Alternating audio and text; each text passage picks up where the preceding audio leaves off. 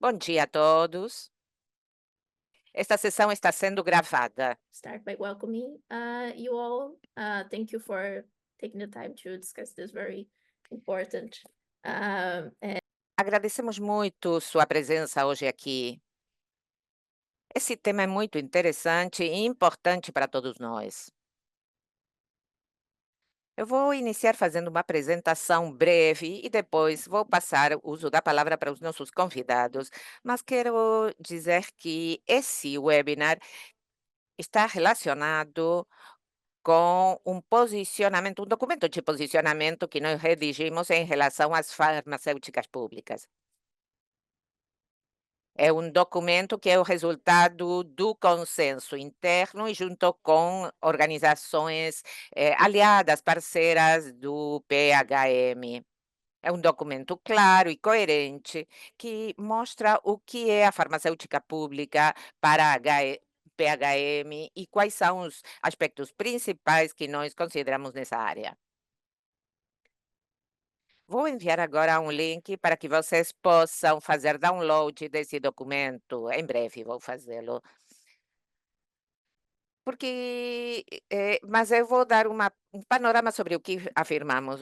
A nosso posicionamento sobre a farmacêutica pública é que não é uma medida para consertar o sistema existente, mas é uma criação de um novo sistema radicalmente diferente que permita ter acesso a tecnologias de saúde, que hoje estão na lógica do mercado, mas nós queremos que possa existir acesso por fora da lógica do mercado. Isso eu acho que vai nos permitir debater bastante nessas conversas que vamos ter em breve hoje. Vamos ver como a farmacêutica pública pode estar relacionada com a sabedoria tradicional, a governança, e vamos compartilhar certos exemplos claros e concretos sobre a soberania que a farmacêutica pública significa, em particular para o hemisfério sul. Acho que essa vai ser uma conversa muito interessante. Então, eu fico por aqui e vou passar o uso da palavra para o nosso primeiro integrante do painel, o Alan. Ele vai fazer a sua própria apresentação.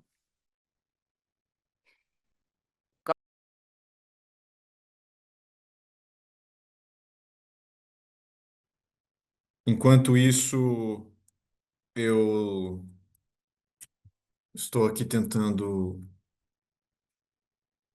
compartilhar a tela. Alguém pode confirmar? Sara, pode confirmar para mim se vocês conseguem ver direitinho? sim, Tá ótimo, obrigado. Bom, agradeço mais uma vez pela presença de todos, pela oportunidade de a gente estar aqui dialogando hoje sobre esse tema tão importante para a gente. E eu tenho uma tarefa extremamente difícil, que é apresentar um pouco sobre o que o que são farmacêuticas públicas em 10 minutos, o que poderia tomar aí várias horas da nossa conversa. Eu vou tentar fazer isso da maneira mais direta possível. Para começar, muitos de vocês podem já estar se perguntando sobre a melhor tradução, até mesmo, né, do termo public pharma, que nós estamos chamando de farmacêuticas públicas em português. É uma tradução que não é fácil, que não é perfeita, mas que depois de muito consultar nossos companheiros, nós chegamos à conclusão que tanto em português quanto em espanhol fazia sentido traduzir mais ou menos dessa forma, mas é claro que isso é um trabalho em andamento, é uma construção coletiva. Bom, para ir direto ao ponto, basicamente, nesses meus 10 minutos, eu gostaria de trabalhar com três coisas principais. O que são public pharma, o que são farmacêuticas públicas, por que que nós lutamos por elas, por que que é importante lutar por farmacêuticas públicas e, por fim, como nós estamos fazendo isso. Então, são essas três coisas que eu pretendo cobrir, nesse tempo que a gente tem, para iniciar a nossa conversa e abrir caminho para as intervenções seguintes, que certamente vão complementar isso tudo. Mas, de qualquer forma, ao final, nós teremos um momento para poder aprofundar melhor nesses debates. Indo direto ao ponto, o que é uma farmacêutica pública, o que são farmacêuticas públicas, não é uma questão muito simples. Antes de tudo, isso não é uma discussão técnica, isso é uma discussão eminentemente política, e dependendo da região do planeta em que você discutir isso, dependendo das pessoas com quem você discutir isso, você vai ter definições diferentes. Justamente porque isso não é apenas uma equação matemática que a gente pode chegar numa resposta correta ou uma resposta errada. Mas o que eu vou compartilhar aqui com vocês é a perspectiva do movimento pela saúde dos povos em relação a esse tema. Nossa posição é muito clara. E vocês podem encontrar isso no nosso documento de posição que a Sara já mencionou e que está disponível no nosso site. A ideia de farmacêuticas públicas, de public pharma, ela é uma ideia que se constrói diretamente oposta, diametralmente oposta à ideia de big pharma, que é um termo em inglês que muitos de vocês aqui já devem ter se deparado e que eu trouxe aqui como uma definição muito rápida, que é basicamente são grandes empresas transnacionais que buscam lucro a qualquer preço, a qualquer custo. Isso é o que a gente entende como Big Pharma. Então, se você quiser entender o que é uma farmacêutica pública da nossa perspectiva, basta ter uma clareza do que é a Big Pharma, o que é um exemplo de Big Pharma, e imaginar um modelo oposto, certo? E o que é esse modelo oposto para a gente? É uma infraestrutura pública de controle e propriedade do Estado, que é dedicada à pesquisa, ao desenvolvimento, à produção e ou à distribuição de tecnologias de saúde. Por que é importante ressaltar esse e ou? Porque significa, da nossa perspectiva, que se uma infraestrutura pública controlada pelo Estado tiver dedicada apenas à pesquisa, apenas ao desenvolvimento, apenas à fabricação ou apenas à distribuição de tecnologias de saúde, ela poderia ser considerada em si um exemplo de farmacêutica pública, de public pharma.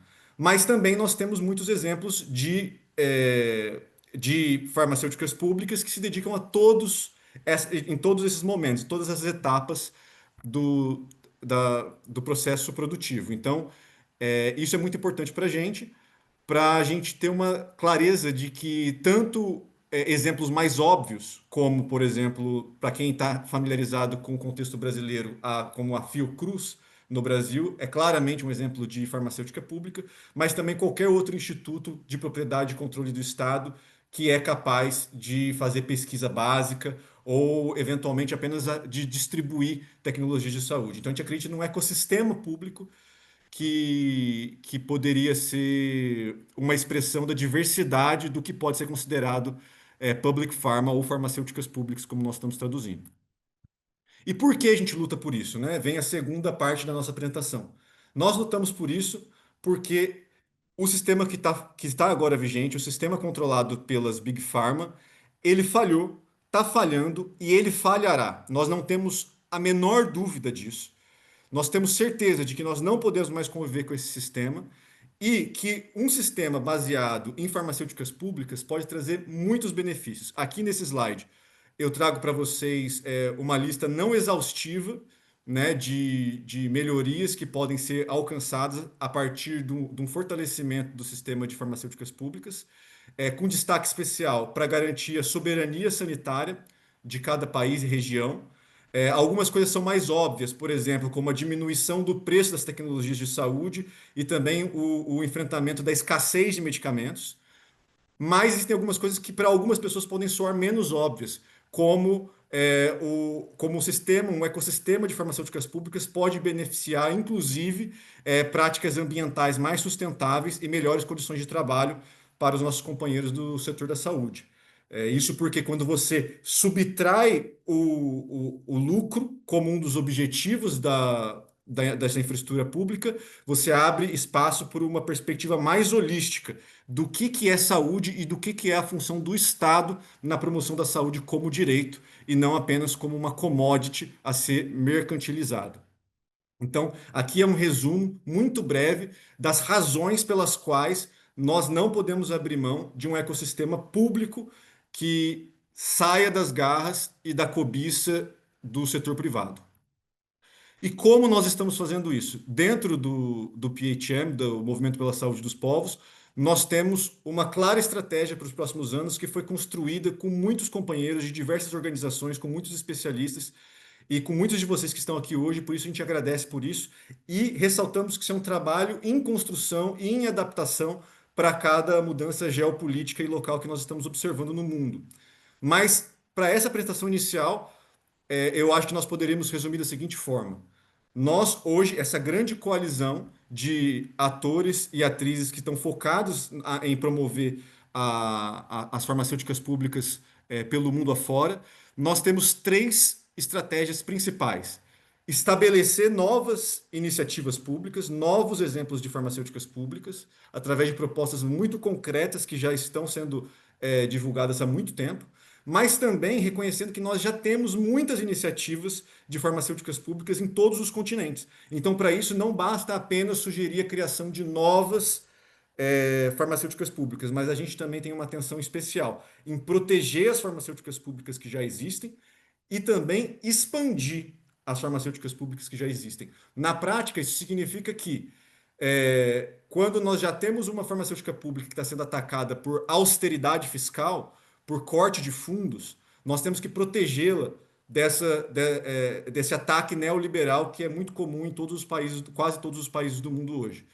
E também expandir. Se a gente tem uma farmacêutica pública que é focada em determinado tipo de tecnologia, em determinado grupo de doenças, não há motivo pelo qual a gente não possa expandir essas farmacêuticas públicas com mais recursos e com mais poder político. Isso é só um exemplo de que a gente está falando quando a gente está falando sobre expansão. E aí, já caminhando para o final, e ainda como parte de como nós estamos lutando para isso, eu gostaria de convidá-los a conhecer melhor essa iniciativa chamada Public Pharma for Europe, Farmacêuticas Públicas para a Europa, que é uma excelente iniciativa que está surgindo na Europa desde o ano passado, com diversas organizações. O Movimento pela Saúde dos Povos é parte desse movimento, mas ele é composto por dezenas de organizações, ativistas e acadêmicos que estão dedicados a promover farmacêuticas públicas no continente europeu, mas não apenas para o benefício da Europa. Sim, porque há uma compreensão clara de que farmacêuticas públicas em qualquer lugar pode ser um benefício para todos os lugares do mundo, principalmente por meio de transferência de tecnologia e parcerias público-público. Então, essa é uma questão muito importante. Convido vocês a conhecerem o site dessa iniciativa e também as redes sociais. E entender um pouco melhor essa proposta que ao mesmo tempo tenta combinar a importância da soberania com a importância da solidariedade. Essa é a equação fundamental da luta. Por fim, gostaria de reforçar a importância do nosso documento de posição, que foi publicado no site do People Self Movement, do Movimento pela Saúde dos Povos, chamando a atenção que ele está disponível em diversas línguas, não apenas em inglês, como está aqui no slide, e que, como mais uma vez eu disse, isso é um processo em andamento, isso é um projeto em construção, e todo e qualquer resposta, todo e qualquer comentário que vocês tenham a esse documento de posição vai ser muito importante para a gente planejar e discutir os próximos passos.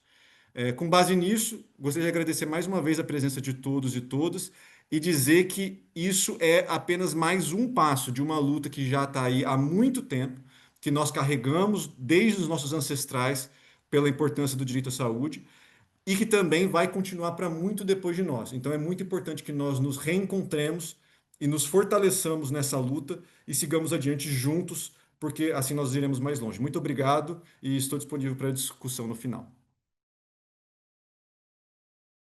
Thank you, Alan. Obrigada pela sua intervenção, Alan.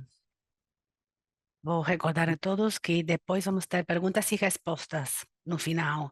Se tiver perguntas, esclarecimentos, comentários, podem esperar para o debate no final. Agora passo a palavra para o seguinte palestrante. Lorin, pode se apresentar? Pode falar. Obrigada, Sara. Obrigada ao grupo pelo convite. O meu nome é Loren Paramour. Eu sou da África do Sul, uma das pessoas que ajuda a coordenar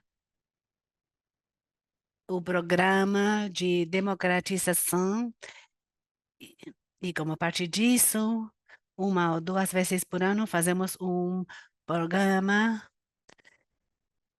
onde fazemos um monitoramento com outros ativistas do mundo inteiro em torno às iniciativas. Como nós participamos? O que nós fazemos são atividades de promoção, talvez não no âmbito profissional, mas participando de diferentes atividades e ajudando na divulgação. Hoje vou falar sobre o trabalho na área de Public Pharma, no âmbito do MSP. Vou falar um pouco sobre essas questões e sobre como nós divulgamos essa perspectiva. Para começar, então, nós fizemos várias coisas nesse âmbito. Nós queremos nos assegurar de termos a capacidade de fabricar, não só de ser produtores de matéria-prima. Nós, desde a pandemia, temos debates sobre esse assunto e devemos falar sobre a propriedade.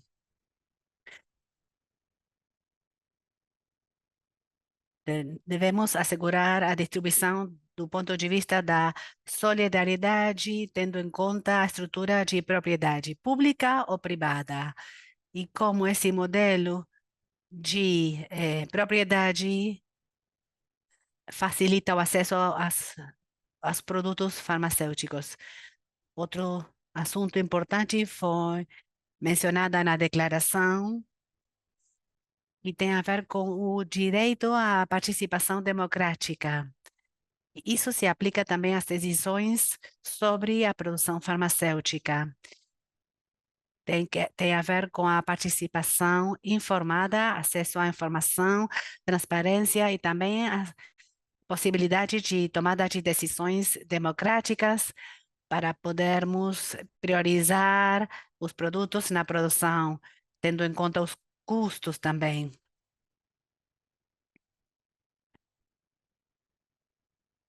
A segurança é maior quando os produtos farmacêuticos são controlados pelo setor público.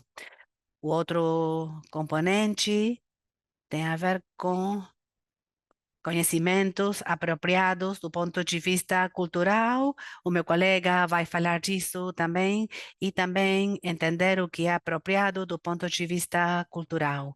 Isso se faz mais facilmente no contexto da produção farmacêutica, situada no setor público, onde as pessoas têm direito democrático para participar desse tipo de debates.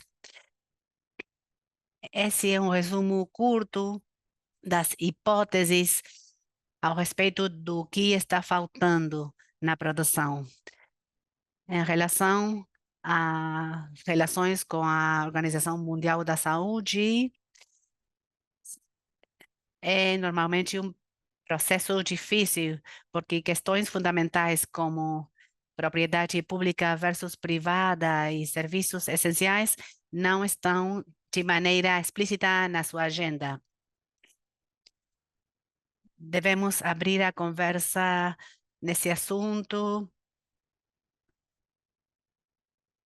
com o Conselho de Saúde para Todos, liderado pelo professor Mazzucato. Essa é uma iniciativa importante, porque traz à mesa o fato de que o governo tem que ser proativo no governo da economia para promover de maneira preventiva e não reativa. A economia tem a obrigação de funcionar para promover e proteger a saúde dos povos. É um ponto de entrada potencial essa comissão. Em 2024, uma política foi distribuída para intervenções modestas. A esperança era que os Estados-membros começassem a pensar sobre a importância e o reconhecimento da Public Pharma. Os Estados-membros, os governos poderiam dizer: esse modelo de Public Pharma não é possível, como é possível esse modelo? Então, uma das coisas que nós pedimos para os Estados-membros é que eles reconheçam que está baseado em evidência. Nós apontamos no exemplo do Brasil, também temos exemplos da Indonésia, a China. Um dos pontos de convencimento que nós fizemos foi, à luz das recomendações para promover a saúde, esses critérios devem ser promovidos. Eles estão baseados na evidência. Devemos pedir para os Estados-membros que desenvolvam detalhes baseados na evidência. Com melhores práticas sobre Public Pharma, eles existem historicamente. Podem ser liderados pelos Estados-membros, também podem ser liderados com assistência técnica da OMS. Esse registro histórico deve ser documentado e reconhecido para reforçar a ideia de que é possível, de que pode ser feito. Outra contribuição modesta, mas significativa, é pedir para os Estados-membros de iniciar um programa de colaboração, tendo em consideração as experiências com Public Pharma. Se pensamos sobre um modelo falado não sobre a plataforma tecnológica, mas sobre uma modalidade de produção de PID e distribuição. São sugestões. Essas são umas das coisas que nós fizemos. Não sabemos exatamente qual foi o resultado. Além do mais, devemos pensar nos níveis nacional e regional. Uma das coisas importantes é uma mudança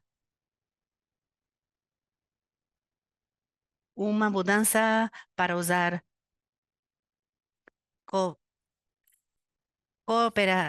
corporações privadas para investir em infraestruturas.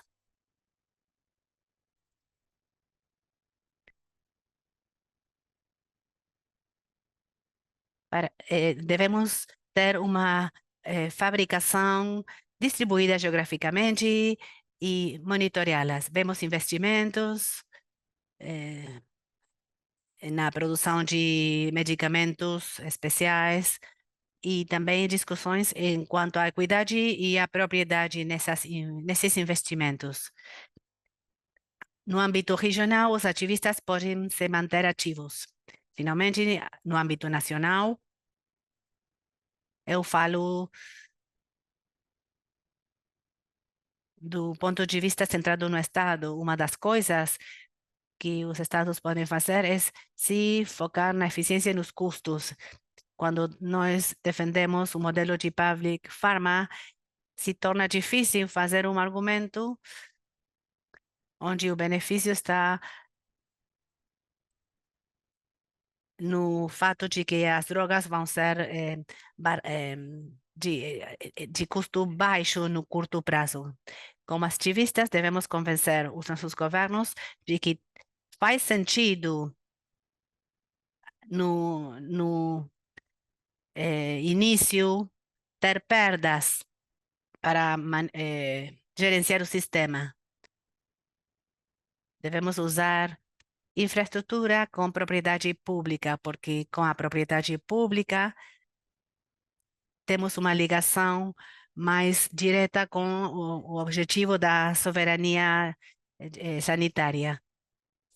Também temos o componente da eficiência, mas embora tenhamos medicamentos importados, devemos lembrar da ideia de importar tecnologias produzidas a custos mais baixos que seja mais eficiente em outros locais. As vacinas da Covid são um exemplo. Podem ser eficientes em termos de custos de produção, mas não são suficientes para reconhecer o direito à saúde. Então, essa conversa ligada à propriedade farmacêutica no sul global não é necessariamente com lucros, mas devemos convencer os governos que agem no âmbito nacional. Obrigada, Lauren. Os seus comentários são muito importantes. Agora, passo a palavra a Vivi, a nossa seguinte palestrante. Pode se apresentar, Vivi? Pode falar.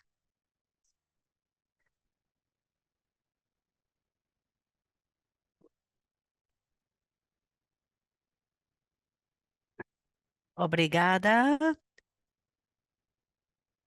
Ele está falando numa língua nativa da Bolívia.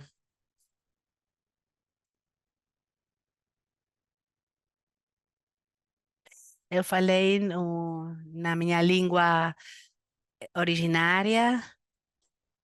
Eu pertenço à nação Quechua na Bolívia. Muito obrigada pela oportunidade de falar eh, no movimento pela saúde dos povos para promover respeito pelas tradições ancestrais. Eu sei que é um tema muito crítico, porque nós vimos como o Big Pharma está afetando as nossas comunidades no mundo inteiro. Eu sou parte do Movimento pela Saúde dos Povos da Bolívia, sou membro fundador do movimento. Faz quase 15 anos que estamos lutando nesse movimento. Como mencionou o Alan, devemos reconhecer qual é o dano que a Big Pharma está ocasionando nos nossos territórios. Além do mais, devemos nos lembrar que, como comunidades indígenas, há séculos que estamos lutando para preservar a sabedoria ancestral. Estou muito contente de estar aqui participando com os colegas do mundo inteiro, porque é necessário lembrar que estamos vivos, porque a nossa medicina ancestral está viva. Eu preparei, então, uma apresentação que vou tentar compartilhar com vocês.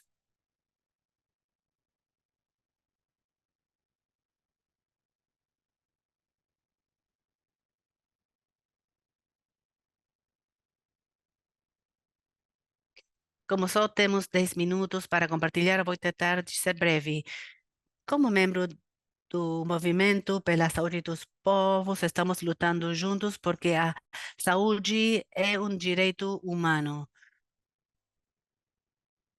Significa que a nossa luta é antineoliberal, anticapitalista e também para a decolonização da saúde. Devemos lembrar que, como o movimento pela saúde dos povos, nós organizamos no mundo inteiro, com as comunidades, com as equipes, ações para promover a saúde, porque alguns territórios não têm água, não têm alimento, sofrem de violência e de guerra.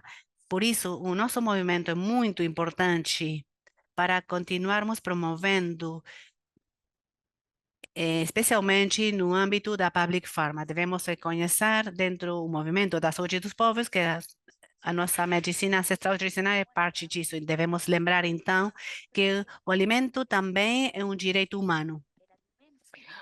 O alimento é um direito também, porque o alimento que vem da Mãe Terra é o nosso primeiro estado de saúde. E os estados devem garantir esse direito. Senão, as pessoas vão ter dificuldades para conseguir isso, para se organizarem. Por falar sobre a determinação social da saúde, nós precisamos da dignidade dos nossos povos. Se nós não conseguimos, não atingimos isso, ninguém vai estar saudável. Devemos levar em conta o racismo e o classismo. As universidades de medicina criam médicos, formam médicos, mas no paradigma atual, que não reconhece a medicina ancestral e trata a medicina como uma mercadoria, sem levar em conta o aspecto social da questão. Não podemos não podemos deixar de reconhecer que o primeiro que nós precisamos é um alimento saudável e que precisamos de uma vida sem classe, sem racismo, para ter acesso à saúde nos nossos territórios. Por isso, nós promovemos essas posições, porque nos impuseram uma monocultura através do colonialismo, do imperialismo, do genocídio. E nós esquecemos as nossas raízes ancestrais. Eu venho de um ambiente humilde. Devemos lembrar que nós estamos vivos porque a nossa cultura está viva. Somos parte da cosmovisão andina, no meu caso. E por isso levamos em conta o sol, a lua. Esses elementos são sagrados para nós. Na Bolívia, por exemplo, temos a comunidade Caucei. São povos e culturas milenares e estão vivas essas comunidades. E a nossa sabedoria ancestral está relacionada com cantos, tradições, e a nossa proposta do bem viver é uma proposta da Mãe Terra. Nós pertencemos à Mãe Terra, nós temos os nossos ancestrais. E nos perguntamos o que é melhor, a cultura moderna, acadêmica, o sistema médico ou o sistema ancestral. Nós promovemos o diálogo como se fôssemos iguais. Por isso, devemos nos alinhar com a descolonização e a despatriarcalização da sabedoria. A sabedoria ancestral nos manteve vivos. É que nós não usamos pesticidas, se ocupa também da nossa saúde, da saúde dos nossos animais. Isso não tem a ver com a grande indústria farmacêutica, porque cada vez somos mais atacados pelos agroquímicos, agrotóxicos, as culturas e a poluição. Tudo isso contamina e nós defendemos o respeito aos ciclos da vida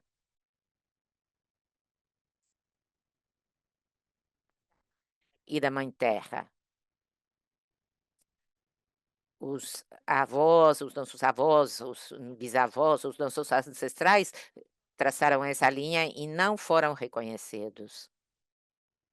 O modelo monocultural em que nós vivemos é capitalista, é neoliberal, querem nos fazer pensar que é o único. Nossa sabedoria ancestral está baseado na coletividade, nas comunidades. As comunidades são as que organizam seus próprios produtos medicinais com base nas tradições. A saúde é dignidade, se trata de uma vida sem humilhações. Está baseada num pensamento próprio, está baseado no coração. Devemos lembrar tudo isso quando hoje as comunidades se encontram numa encruzilhada sobre que situação escolher. Devemos levar em conta a terra. A terra está sofrendo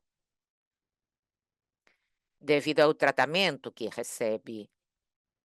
E a injustiça social é sofrida por todos nós, porque todos os fazendeiros, todos os produtores de alimentos,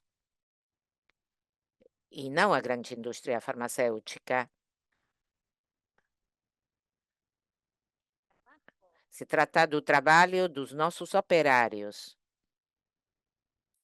aquele que não está sendo valorizado. Na Bolívia, nós temos uma lei que reconhece a sabedoria ancestral e, por isso, temos diferentes propostas. Durante a pandemia da Covid-19, os povos originários tiveram e mantiveram sua própria sabedoria. É o caso da área da Amazônia entre o Equador e o Peru, o Comando Machico. Esse é um exemplo internacional. Na Bolívia, nós sempre tentamos de integrar a região com as nossas cerimônias, as nossas preces. Nós nos fortalecemos ao longo da pandemia de Covid-19. Estamos trabalhando com novos paradigmas de vida, através da reciprocidade, através do amor. E a Pachamama, a Mãe Terra, é que pode nos curar. Devemos lembrar a vida comunitária, devemos lembrar da agroecologia, devemos pensar na dignidade que os nossos povos possam florescer. Estamos cansados de ver que os nossos povos são violentados, violados, são vítimas do genocídio. Porque todos nós temos os mesmos direitos, independentemente da língua, da etnia, do lugar de nascimento, todos nós fazemos parte da mesma vida moderna. Por isso, envio toda a minha força a todas as pessoas que estão lutando contra o colonialismo, como nós temos feito durante 500 anos. Devemos ir contra a mercadoria, contra a grande indústria farmacêutica, porque isso vai contra os direitos dos seres humanos. Essas são as redes de comunicação das nossas comunidades. E temos também documentos em nível internacional, como a Declaração de Alma-Ata, somos parte da Declaração de Alma-Ata. Quero dizer que a nossa saúde não é apenas física, também se trata de uma saúde espiritual, holística e mental. Nós participamos dessa cúpula mundial de medicina tradicional no ano 2023. Estamos avançando, mas são pequenos passos ainda. A nossa luta social é para que sejam respeitados os nossos direitos, como fez o Che Guevara. A primeira doença que deve ser curada é a injustiça social. E por isso somos parte do Movimento para a Saúde dos Povos. Sempre tentamos promover estas ideias no mundo inteiro. No ano passado, fomos parte da 5ª Reunião Mundial pela Saúde dos Povos e juntos devemos construir a saúde dos povos. Os camaradas que não estão conosco são esses e devemos contar com eles como pilares. Julie Monsalvo, da Argentina, camaradas de El Salvador, da Índia. Estas pessoas dedicaram suas vidas à luta pelas nossas vidas. Estamos defendendo a farmacêutica pública. Nossa medicina vem do alimento saudável, plantas saudáveis e todos são produtos que devem ser reconhecidos como fizemos na Bolívia. Produzidos pelas nossas comunidades, produtos que vêm da nossa sabedoria ancestral e que estão melhorando a vida dos povos. Talvez alguns não estejam promovendo-a porque estão a favor da Big Pharma, mas nós devemos promover a organização das comunidades através da Mãe Terra. Muito obrigada. É muito importante, Bibi, muito obrigada. Sempre é importante te ouvir e acho que é muito importante trazer estes aspectos, estes temas à mesa do debate. É muito importante compreender as relações que nós temos com a sabedoria tradicional, esperando que seja algo diferente ao modelo capitalista em que nos encontramos. Então, é muito bom encontrar essas relações diferenciadas.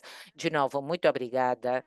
E agora vou passar a uso da palavra ao último palestrante. Gopa, pode fazer a sua apresentação, por favor? Muito obrigado. Obrigado, Sara. Obrigado a todos os presentes. Venho em substituição, na verdade, de Jorlin Chic, que não pode estar presente hoje, mas tenho alguns temas que gostaria de desenvolver hoje.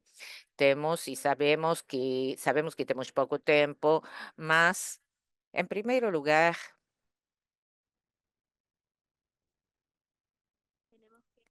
devemos enfrentar o liberalismo e estamos num momento em que o liberalismo tem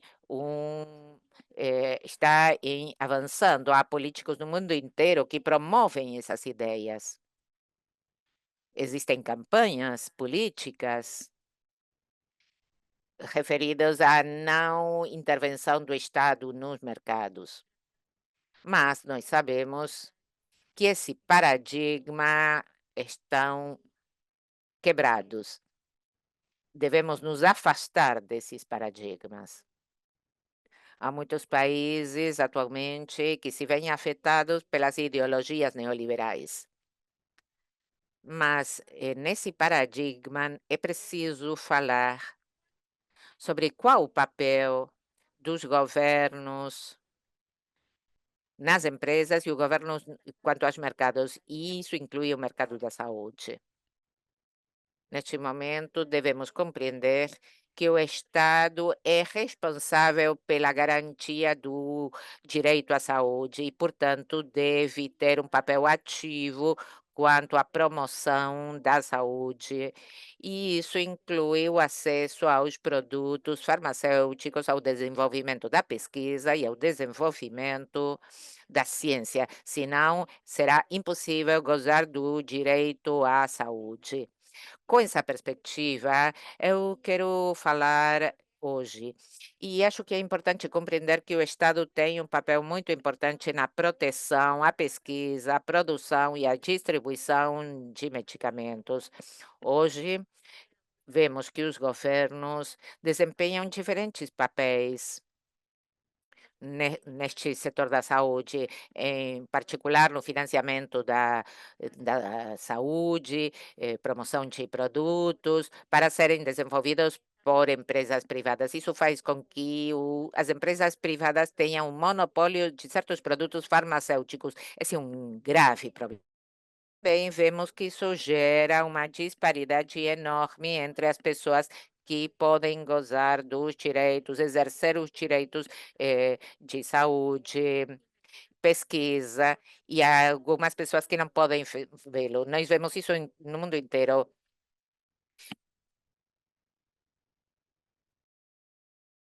Cria a discriminação com base na nacionalidade, no acesso dos medicamentos.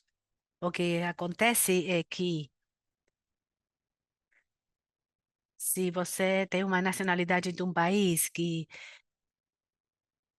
fornece um sistema de saúde do Estado, tem mais possibilidades do acesso em contraste aos países com sistemas de saúde privatizados. Por isso, tivemos uma razão legal obrigatória para que os governos participem em todas as áreas da produção farmacêutica, P&D, produção e a distribuição também. Na parte da produção, em certo sentido, pertenceu ao setor privado e deixam que o mercado se apodere, mas isso tem consequências perigosas, não só no ponto de vista da disponibilidade, mas também há outras razões. Por exemplo,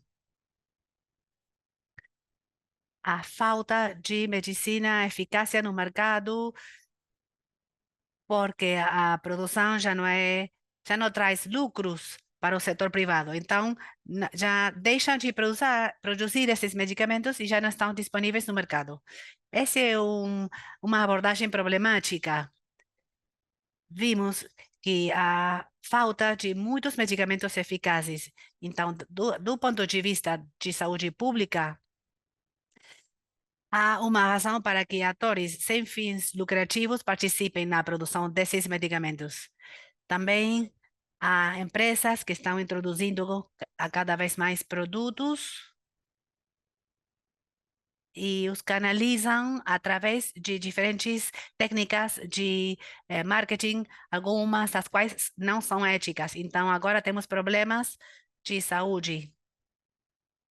Então, é importante que esses medicamentos sejam promovidos levando em consideração os perigos.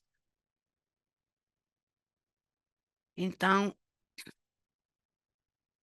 não há nada para controlar os aspectos promocionais ou a regulamentação no mercado dos medicamentos. Desse ponto de vista, também é importante que haja uma entidade sem fins lucrativos pública para garantir a distribuição e a disponibilidade de medicamentos. Também podemos considerar experiências dos países, que é o terceiro ponto. O setor público, as empresas farmacêuticas existem no mundo inteiro. Na década de 90 começou, e se olhamos para as empresas farmacêuticas, como na Tailândia, GPO, ou na Malásia, são exemplos bons de empresas públicas onde essas empresas podem existir e operar, não só para a existência mera, mas também para fornecer atendimento de saúde.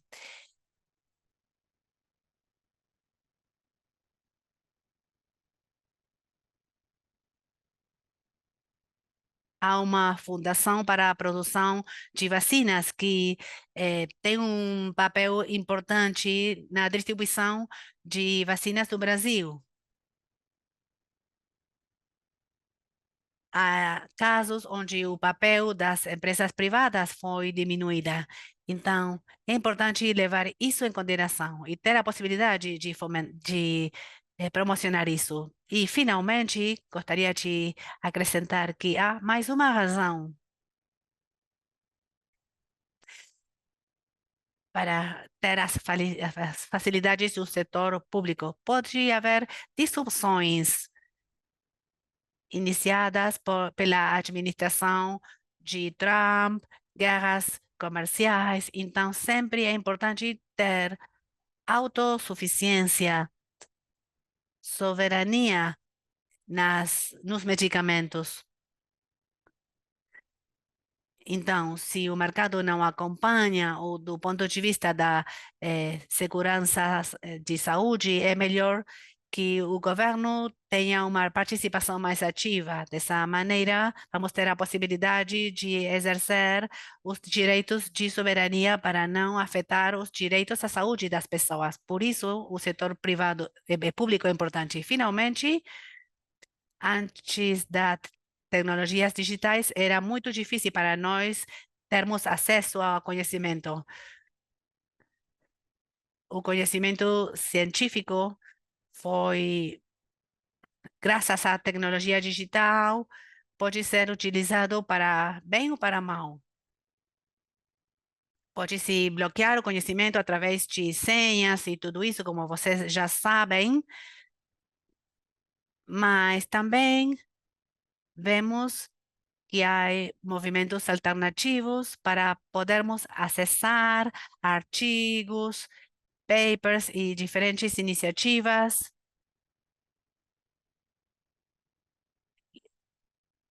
Livrarias digitais. Então, devemos pensar para liberar os medicamentos dos poderes monopólicos. E vou encerrar aqui. Obrigado. Obrigada, Gopa. Foi muito interessante a sua fala. Para podermos entender como a turbulência do mercado pode afetar o acesso aos medicamentos. E do ponto de vista do mercado. Agora vou convidar os panelistas para participar das perguntas e respostas. Pode ligar as câmaras agora. Então, se tiverem alguma pergunta, podem escrever no chat ou no QIA.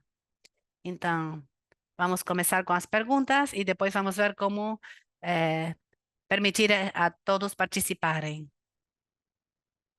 Eu tenho um par de perguntas. Vou perguntar a Alan sobre Public Pharma em países ou regiões desenvolvidas. Quando falamos de Public Pharma, pensamos no sul global e como isso está ligado ao desenvolvimento. Mas acho interessante também ouvir falar sobre como Public Pharma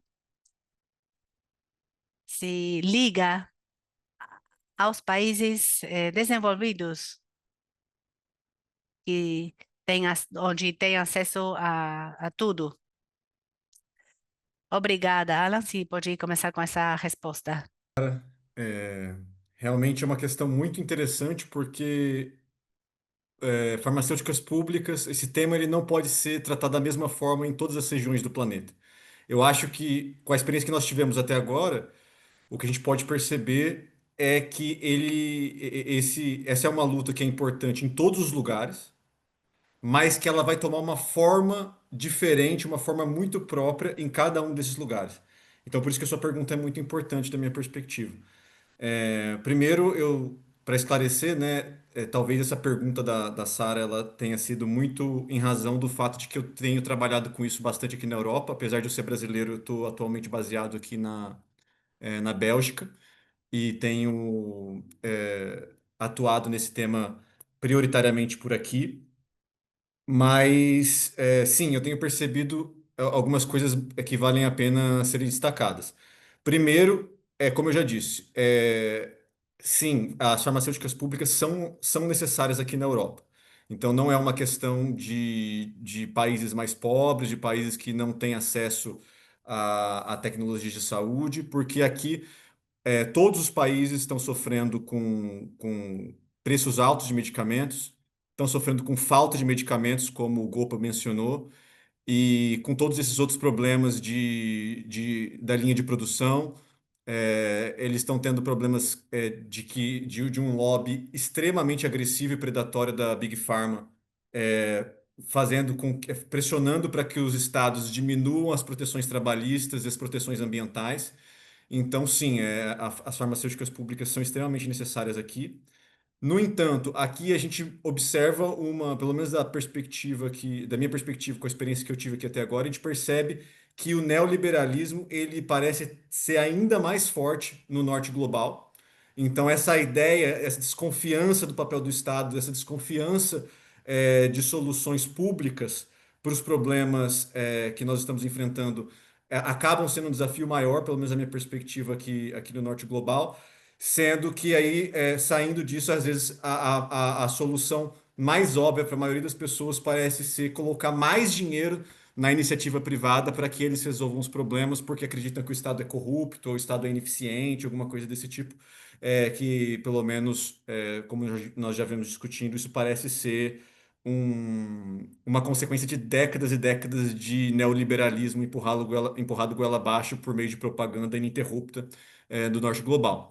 E meu último comentário sobre isso é que é muito interessante, quando a gente começa a falar sobre farmacêuticas públicas aqui no norte global, a gente percebe uma reação muito interessante que é do tipo assim, as pessoas pensam que não existe iniciativas dessas aqui. Geralmente, você fala assim, farmacêuticas públicas, legal, gostei da ideia, é uma ideia muito boa, estou convencido, mas isso aconteceu onde, né? Na União Soviética, em Cuba e talvez no Brasil a gente tenha alguma iniciativa. E aí é interessante apresentar nesses diálogos, mesmo com especialistas da área, que existem muitas iniciativas públicas na Europa. Então, se você for em Portugal hoje, nós temos laboratório, e são muito diferentes entre si. Você tem um laboratório militar que produz dezenas de medicamentos que estão em falta no mercado. Se você vai na Holanda, você percebe que tem hospitais universitários públicos produzindo tecnologias de ponta. Se você vai na Romênia, você vê que tem instalações públicas produzindo vacinas para o mercado. E se você ainda for generoso e olhar nos últimos 10, 20, 30 anos, vai ver que teve uma onda de privatização brutal aqui na Europa, por exemplo, nós tivemos institutos que estão sendo, nesse momento, privatizados, com um exemplo trágico que aconteceu recentemente em 2024 na Holanda, em que um importante instituto de vacinologia foi privatizado. E meu último comentário é que você perguntou do norte global, não só da Europa, mas a gente tem exemplos também nos Estados Unidos disso. Eu não seria, eu não sei, eu não ousaria falar sobre isso tendo gente aqui da T1 International e a Dana Brown, pelo que eu vi, estava aqui também. Não atreveria a falar dos exemplos dos Estados Unidos, mas isso é uma coisa que também é forte e tem sido cada vez mais discutido lá, apesar de ser o centro global do neoliberalismo, certo? Mas é isso. Acho que sim, é importante olhar dessa perspectiva. Thank you, Alan. I have Obrigada, Alan. Tenho uma pergunta para Lauren, mas vejo também mais duas perguntas no chat. Vou ler as perguntas no chat e depois vocês podem falar. Eu perdi as perguntas. Há uma pergunta que diz: seria interessante se os palestrantes poderiam compartilhar as lutas pelos programas e também como podemos fazer ligações entre pesquisa básica e Public Pharma. E eu vou fazer a minha pergunta para a Lauren. Quando você falou, eu pensava, você falou de um assunto muito importante, o investimento público e as externalidades do investimento público, que não são imediatas, não são as mesmas dos investimentos privados, porque seguem a lógica do mercado nesse caso. E aí a ideia é muito clara do objetivo final, mas o investimento na infraestrutura pública, especialmente em farma pública, segue uma lógica diferente. Então, gostaria de dar para você um par de minutos para que explique. Muito bem.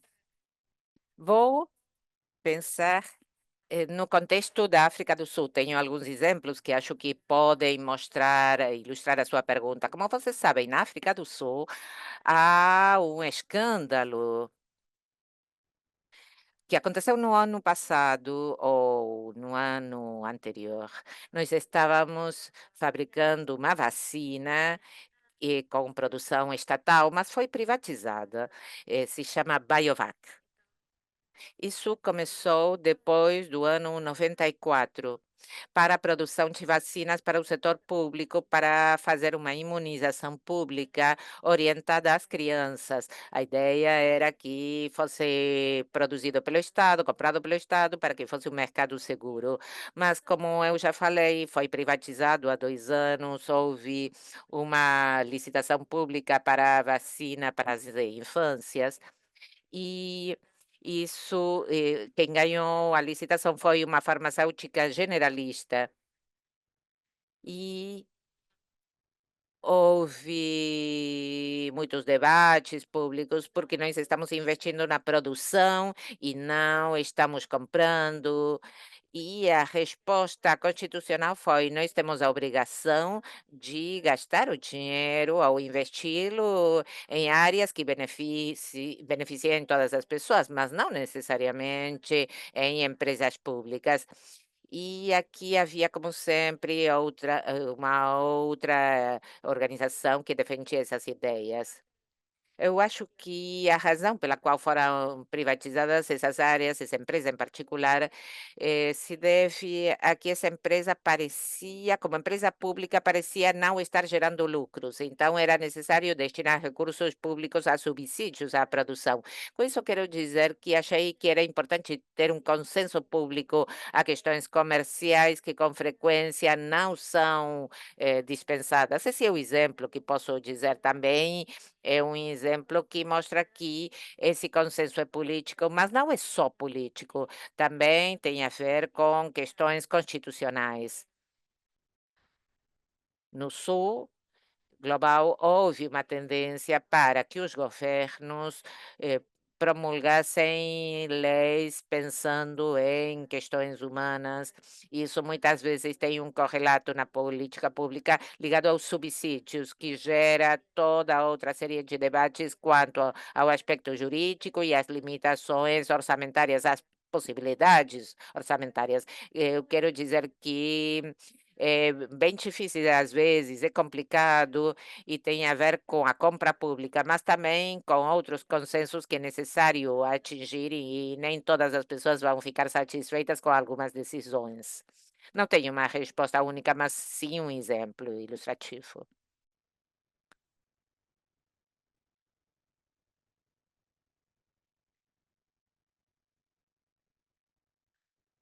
Há alguma resposta? Algum dos palestrantes quer dar resposta a algumas perguntas que estão no chat? Posso lê-las de novo? Um minutinho só. Alguma pessoa pergunta como podemos resistir, como desenvolver as lutas contra o desmantelamento do sistema de saúde. E falar da pesquisa em termos de farmacêutica pública e a grande indústria farmacêutica.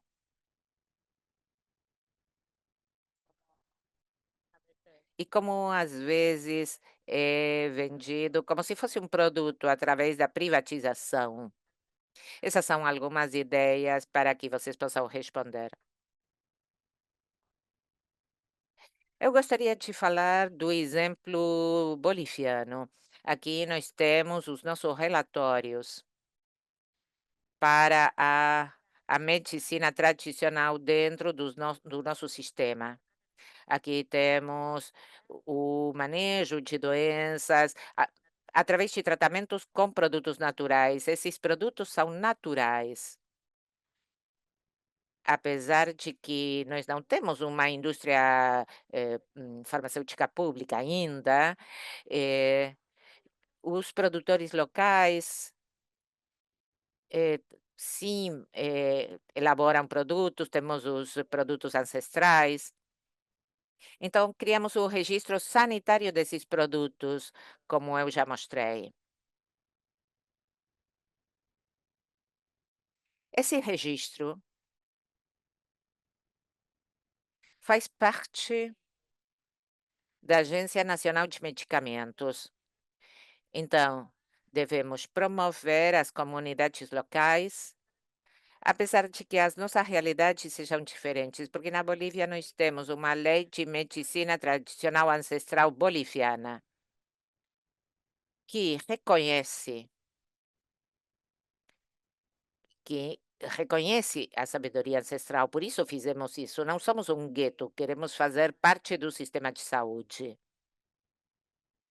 Nós também estamos promovendo os laboratórios artesanais para a promoção desses produtos. Temos essas normativas que reconhecem, e quando as comunidades se organizam para a produção, nós estamos ganhando soberania, porque é possível promover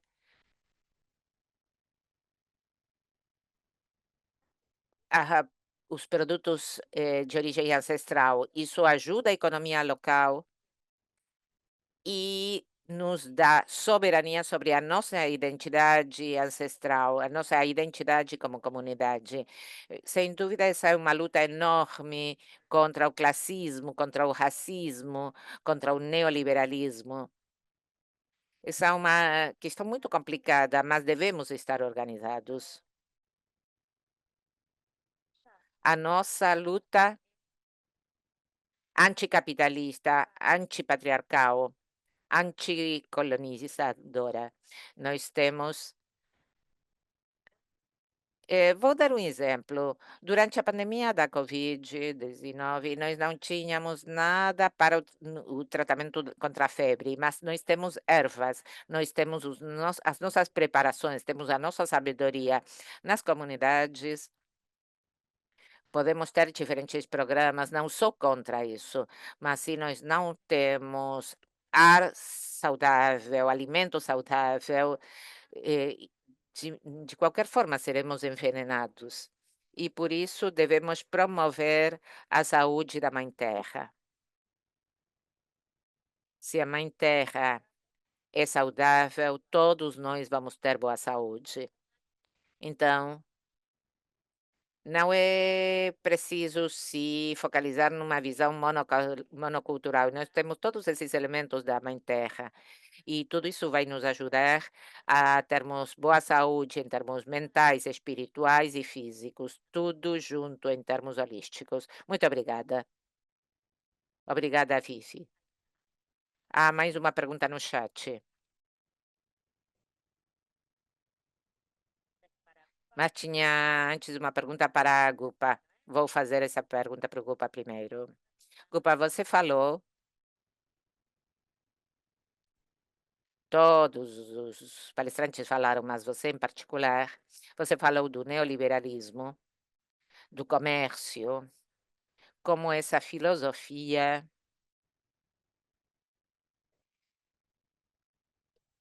faz pensar que o Estado não tem nada a fazer em relação aos negócios. O Estado deve regular o mercado privado. E também queria saber o que você acha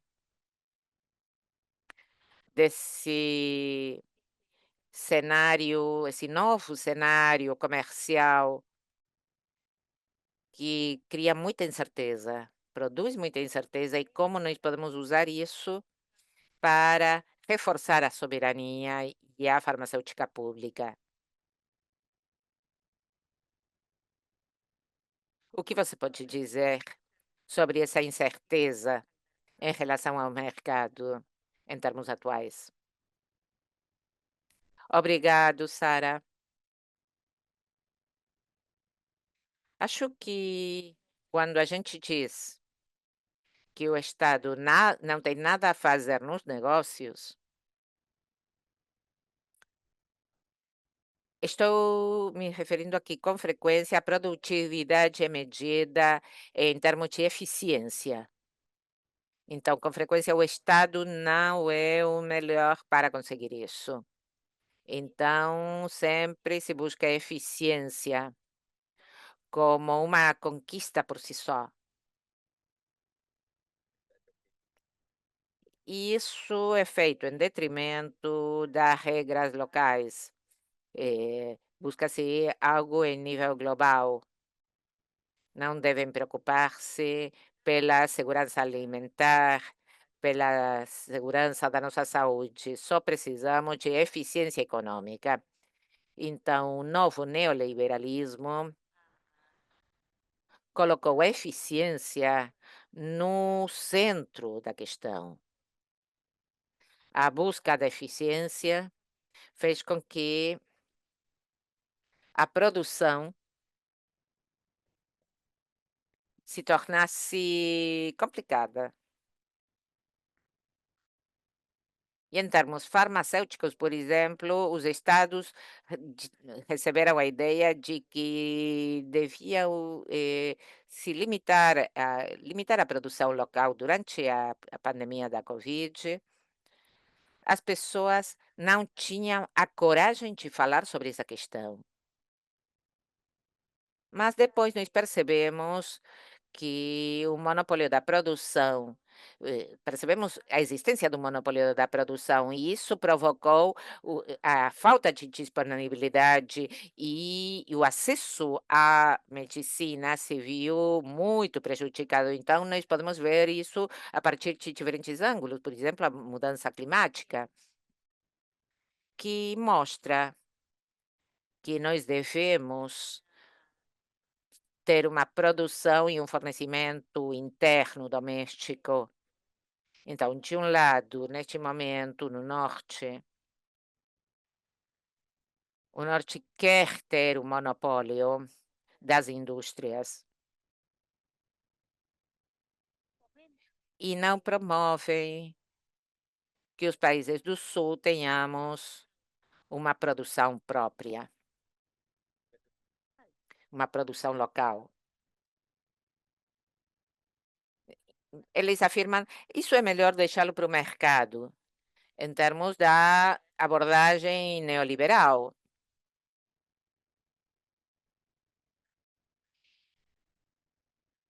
É necessário ter consciência de que esse que é um problema não pensar a farmacêutica como um bem público. Se nós pensássemos dessa forma, então o Estado tem um papel, sim, o governo tem um papel na produção e na distribuição dos medicamentos. Além disso, o que o norte tenta fazer, Estados Unidos, por exemplo, é impor tarifas para os produtos farmacêuticos. E quem é que sofre? Os povos, as pessoas.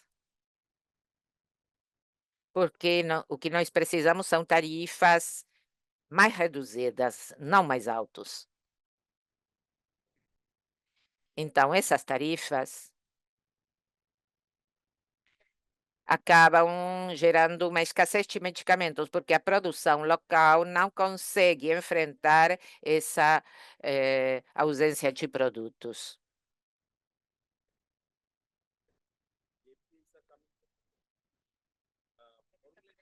No caso dos Estados Unidos, por exemplo, a maior parte dos produtos são importados, vêm de fora. Então, não é possível montar uma produção local que consiga substituir essas importações, impondo essas tarifas. Quem paga o custo são as pessoas. Então, eu acho que é necessário tratar a farmacêutica como um bem público. E devemos ser contra e lutar contra a concentração, contra o monopólio.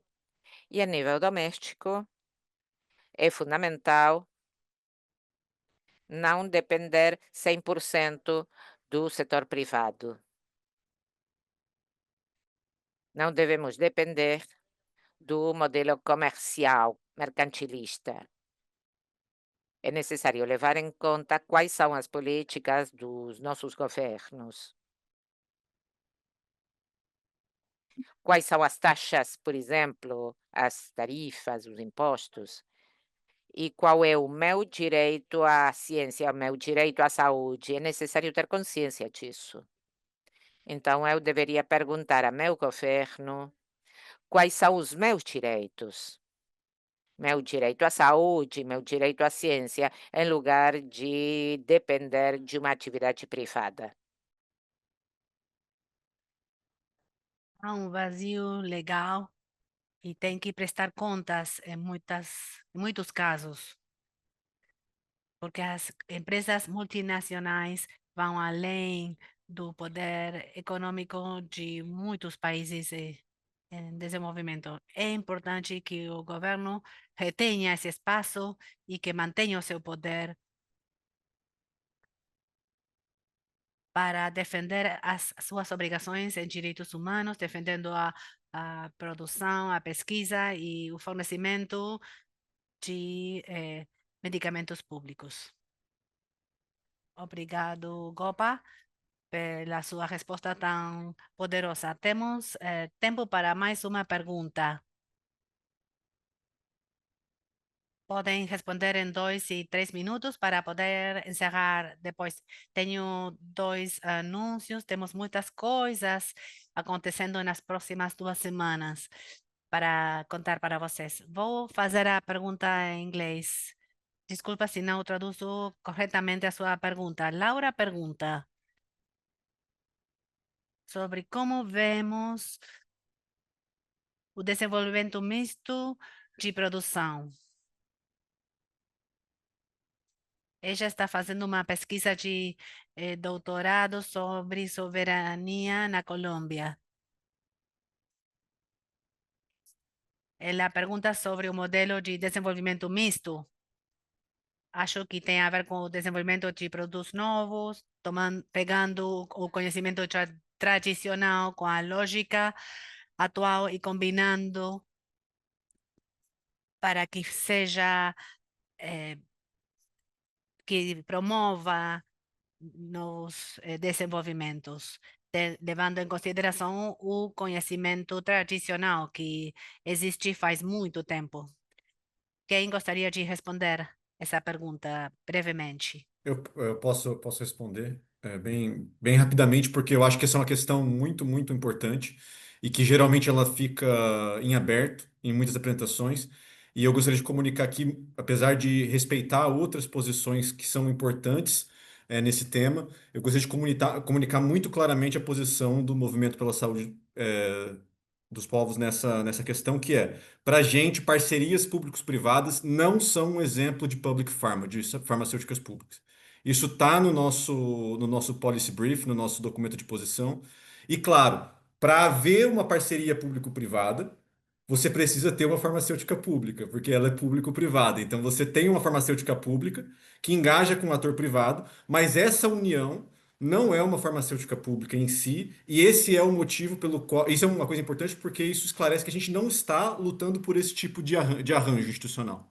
Então, essa é uma questão que para a gente é muito clara, até porque a própria palavra parceria, em muitos dos casos, talvez na maioria dos casos, é uma palavra que pode enganar, porque uma parceria ela ocorre com duas partes que têm pelo menos algum nível de equilíbrio. Se você é totalmente dependente, o que você tem é uma relação tóxica, né? Você não tem uma parceria propriamente dita. Então, nós temos relações tóxicas público-privadas de dependência que não garantem soberania e o que a gente luta não é por isso. Geralmente essas parcerias elas mascaram uma tentativa de diminuir o risco de empresas privadas e é até difícil falar disso depois que o Gopa já resumiu isso muito bem, em que ele disse que são relações em que você encontra uma socialização dos riscos e uma completa privatização dos resultados. Então, não é isso que a gente luta, só que a gente precisa lidar com um dado da vida real, que é o que é Laura, né, que perguntou, que a Laura coloca que é muito sério, que ela disse o seguinte, se eu entendi bem, tudo bem, mas chegou ali no momento que nós gostaríamos de desenvolver determinado produto e a gente não encontrou o financiamento do Estado, a gente não encontrou o recurso, a estrutura necessária para levar isso adiante e a gente teve que ir no setor privado, seja ele nacional ou transnacional, para levar isso adiante. Só que aí é aqui que nós, militantes acadêmicos, precisamos estar atentos. A parceria público-privada é uma resposta neoliberal para um problema real. Então, eles tentam vender a ideia de que não há alternativa. Não há alternativa. O Estado não vai ser capaz de cumprir essa função porque ele é ineficiente, corrupto ou ele não é vocacionado para isso. Então é contra isso que a gente luta. A gente diz sim, há sim uma alternativa que ela passa por enfrentar a austeridade e o neocolonialismo na geopolítica de hoje. De dizer, nós temos a capacidade de desenvolver isso dentro dos nossos próprios estados com o apoio e participação intensa da população, numa decisão democrática do que fazer e de determinar como e quando a gente vai promover o nosso direito à saúde internamente. Thank you, Alan. I will wrap up after that. Obrigada, Alan. Agora vou encerrar, porque já não temos mais tempo, mas há mais duas perguntas. Vou usar essas perguntas como um convite. Alguém perguntou sobre os melhores fóruns internacionais.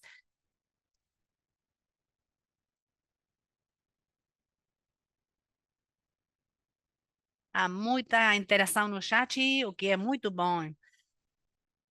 Vou usar essas perguntas e desculpas porque não temos tempo de respondê-las como então um convite para outros webinars e eventos. Gopa, você quer participar? Temos que encerrar porque os intérpretes têm que ir embora.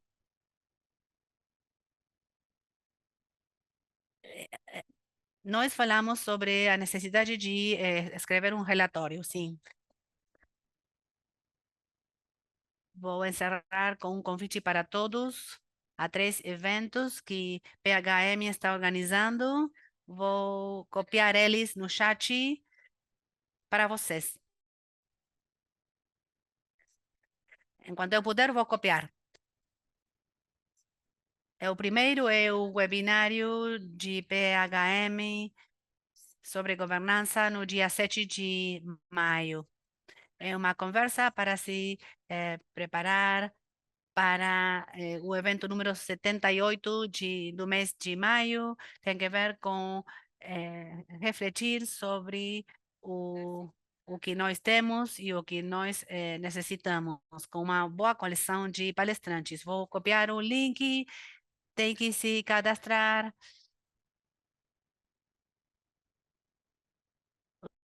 O segundo convite é um diálogo que é na sexta, 16 de maio, é um diálogo sobre um acordo, sobre solidariedade. A data e a hora tem que ser ainda confirmada. A data já está confirmada. Outro sobre o acordo da pandemia e a política em torno dessa. Esse é o segundo. E o terceiro também tem um link para vocês, que é um evento paralelo da WHA, especificamente sobre Public Pharma, a democratização da propriedade e os instrumentos de acesso no sul global e no norte global. E vai falar sobre quase todos os pontos que nós falamos hoje. É um evento paralelo muito importante, muito interessante. Espero que podamos falar sobre todos os assuntos que nos interessam. Vou deixar aqui. Obrigada por ter participado, foi muito interessante. Obrigada aos palestrantes maravilhosos. Esse é o primeiro de muitas reuniões que vamos ter para falar desse assunto tão importante. Obrigada. Obrigada a todos. Tchau. Obrigado. Lembrem que vão ter no canal de YouTube e no nosso sítio web vão ter a gravação. Também vão ter toda a informação sobre Public Pharma e o documento da política está também disponível no nosso site. Obrigado à equipe de intérpretes. Sabemos que é muito difícil interpretar para pessoas em diferentes línguas. Temos uma equipe maravilhosa. Obrigada por ter participado conosco. A gente se vê no próximo webinar. Obrigado.